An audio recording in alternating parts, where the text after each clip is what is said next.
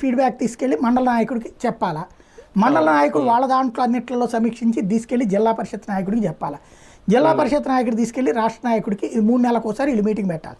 వీళ్ళు వారానికి ఒకసారి, వాళ్ళు 15 రోజులకు ఒకసారి, వాళ్ళు నెలకు ఒకసారి, వాళ్ళు 3 నెలలకు ఒకసారి మీటింగ్ పెట్టి వీటన్నిటిని సమీక్షించి వీటన్నిటి మీద మాట్లాడి ఆ టైంలో ఒక్కొక్క మండలం నుంచి ఒక్కొక్కళ్ళని పిలవటం ఏడాదికి.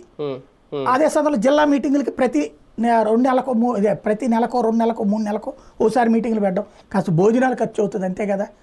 పెట్టి ఎప్పటికప్పుడు వాళ్ళు మాట్లాడుకునేటట్టు ఉంటే నాయకుల కీలక మధ్య ర్యాపోలు పెరుగుతాయి, ప్లస్ నాది నా పార్టీ అనే ఫీలింగ్ వస్తుంది. ఫీలింగ్స్ లేవు ఇక్కడ ఎవరికి కూడా. జగన్ అంటే అందరికీ అభిమానం ఉంది. గ్రౌండ్ లెవెల్లో వైసీపీకి బలం లేదని అనలేము. ఒకవేళ బూత్ లెవెల్ కమిటీలు లేకపోయినా ఏం లేకపోయినా అది జగన్ ఫోటో చూసో లేదంటే రాజశేఖర రెడ్డి గారిని చూసి ఆ బలం అయితే వచ్చింది.